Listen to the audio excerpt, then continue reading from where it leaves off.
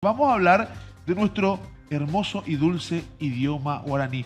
Mapa hoy en día, Diego. Se Keroina Boejara David Galeano.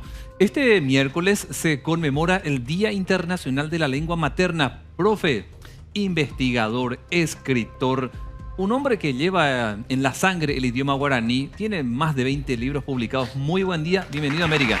Muy buen día, Diego, Hugo, un placer saludarles, compartir con ustedes el programa.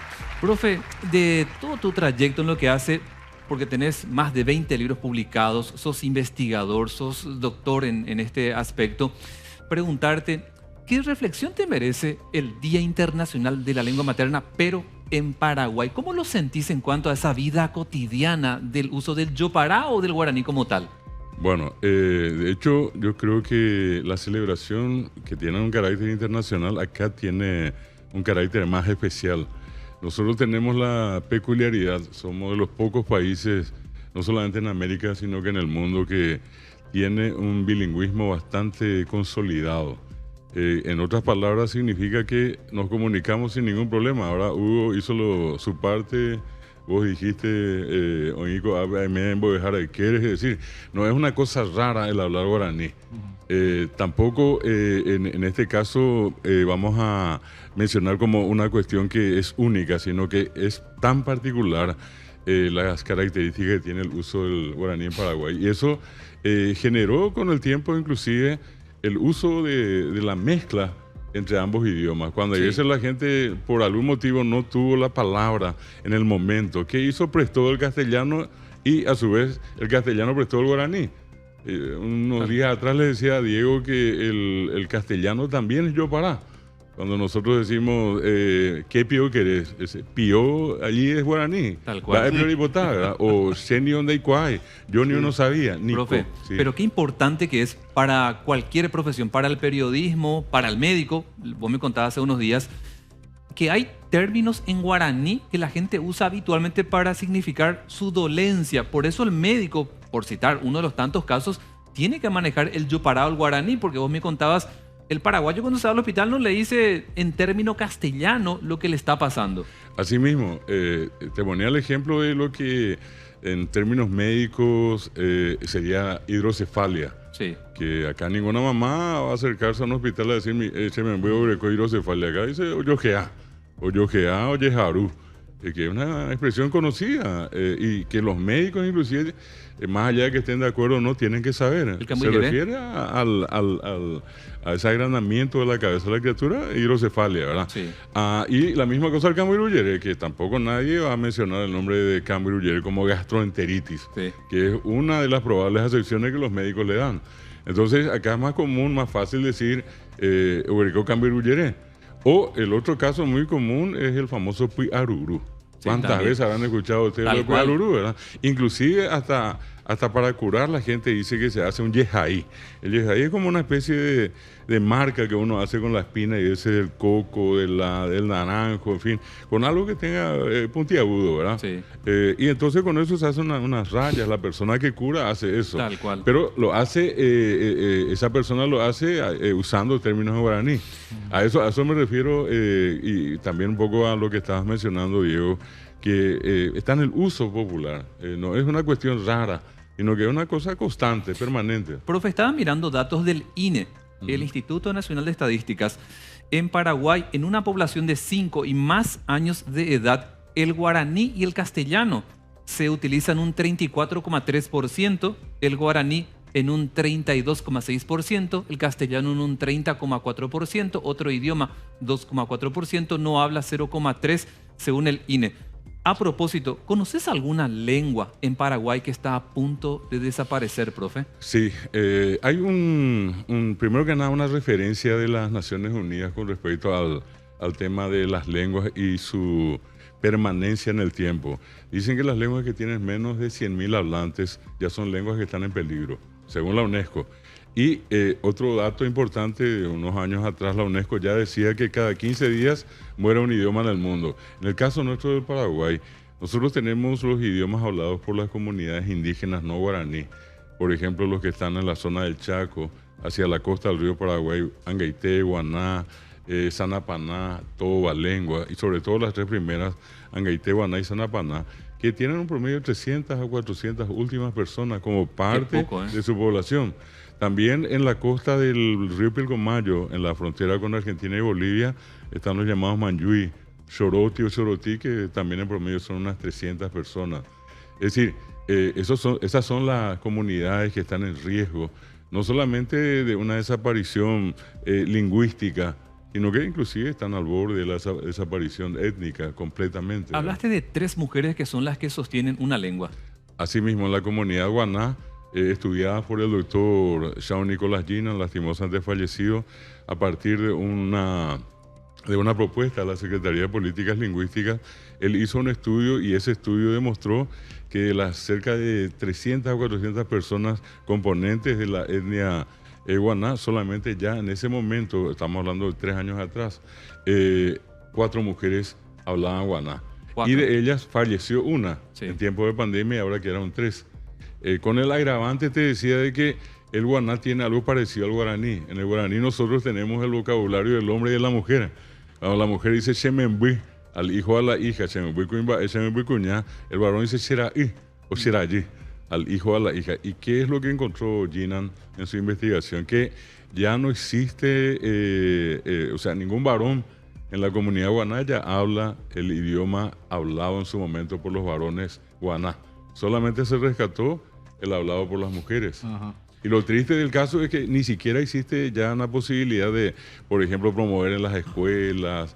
No hay un plan diferenciado para enseñar guaná, por ejemplo. Ellos ya directamente aprenden o guaraní o castellano. Incluso hablan alemán, ¿verdad? Por la proximidad con los menonitas. Pero es una situación muy delicada. Sin duda el guaraní, por supuesto, es un desafío grande en cuanto a la enseñanza, ¿no?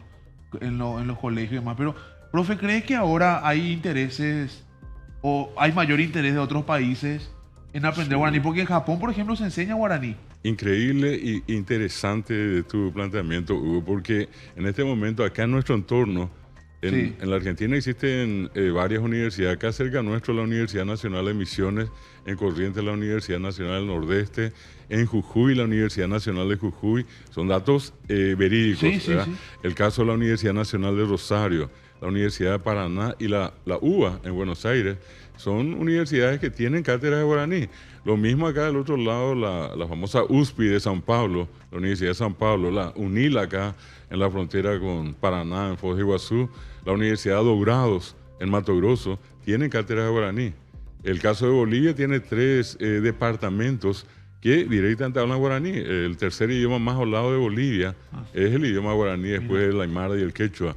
Y si miramos a Europa, antes de llegar a Japón, donde mencionaste, acá primero tenemos a los norteamericanos, en los Estados Unidos, hay cátedras de guaraní. El caso, por ejemplo, de España, el caso de Francia, el caso de Alemania, entonces, claro, en todos esos lugares. Y siempre llama la atención el por qué eligieron al guaraní. Antes de la llegada de los conquistadores, acá, según las referencias históricas, habían casi 1000 lenguas. Sí. De las 1000 lenguas a este tiempo han desaparecido el 75 a 80%.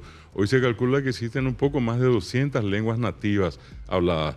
Entre las más habladas de América, el 70% de la población de Colombia, Venezuela, Panamá, Ecuador, Perú y una parte de Bolivia habla quichua y es población nativa. El caso nuestro es un caso sui generis porque en el caso del Paraguay, Diego mencionaba la estadística, 70% habla guaraní. Pero lo llamativo del caso es que en ese 70%, 1,3% población nativa. El resto ya es población paraguaya, no indígena, no nativa. Entonces, esa es una de las razones por las que siempre hubo una llamada de atención. ¿Cómo es que una lengua nativa consiguió imponerse a la lengua del conquistador? Claro. Y por el otro lado, ¿cómo es que una lengua tan perseguida, porque una de las cosas que siempre conversamos también con ustedes acá, con Diego en particular, es el tema de que fue tan reprimido el guaraní, se le hizo arrodillar, oye moñezú guaraní, oye yurupete, se le pegaba en la boca, oye yaó. Cuando menos, ¿cuántas veces habrán escuchado por allí decir, de campesino va a ver guaraní? Vos sos indio, guarango, ¿verdad? Esas son expresiones que calaron muy profundamente. Nosotros estamos en un proceso tan interesante que creo que vale la pena destacar eso. De toda una especie de noche oscura, el guaraní hoy en día está viendo la claridad, ve un amanecer y el principio de un nuevo día. Tienes razón, profe, porque muchas veces se quiere poner al guaraní como un idioma de los pobres. Así mismo. ¿Verdad? Que siendo que es una lengua como otros, ¿verdad? Así mismo. Te pregunto, esto es una cuestión ya de curiosidad, ¿no? Sí. Que siempre me habían dicho también. ¿Es cierto, profe, que los países que son bilingües tienen más facilidad de aprender otros idiomas? Toda la vida. A nosotros, justamente entre las cosas que lastimosamente se nos metieron en la cabeza era que por hablar guaraní somos más ignorantes, que el guaraní perjudica al castellano. Con ese criterio, el inglés tendría que perjudicar al francés en Canadá o en Suiza, que tiene 4 idiomas, todos los idiomas tendrían que perjudicar a los demás. Al contrario, una persona tiene una mayor habilidad porque desarrolla el intelecto de una manera diferente. En el caso del guaraní castellano, más llamativo, porque son 2 idiomas diametralmente opuestos que nosotros hablamos sin problema. Si yo les digo a ustedes o a cualquiera de los que nos están viendo, ¿cómo se dice en castellano el nombre de una canción que es Montbiri Vive? Y yo les aseguro que al decir esto ustedes ya están pensando desde lejos. Sí. Ahora, ¿qué es lo llamativo en esto? Que en guaraní yo dije Montbiri lejos, Vive desde. En guaraní dije lejos desde, pero cualquiera que escucha me va a decir desde lejos. Sí. ¿Por qué? Porque sabe que así se dice en castellano. Del mismo modo, si es que yo, por ejemplo, les digo en castellano, ¿cómo se dice en guaraní? Camino, yo camino. Cualquiera de ustedes me va a decir aguatá. ¿Pero qué es lo que hicieron? Lo que en castellano era camín hasta la N y le agregamos o, as, a, camino, camina, camina. En guaraní es a, guatá, re, guatá, o guatá. Tenemos prefijos. ¿Cómo es que somos tan rápidos para poder hablar?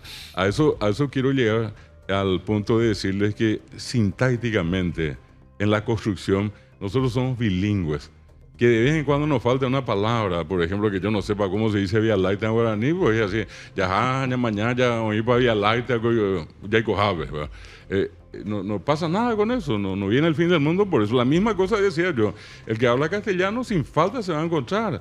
Ustedes toman todos los días tereré, y tereré que es una palabra guaraní. Imposible que yo diga, che, prepáranos por una jarra con agua fría, una infusión con hierba medicinal. No, tal cual. ¿Verdad? Nadie dice eso. Acá decimos tereré y punto, usamos una palabra guaraní. Profe, siempre es un gusto escucharte y quiero invitar a la gente a que busque al profe, un maestro del idioma guaraní, escritor, investigador.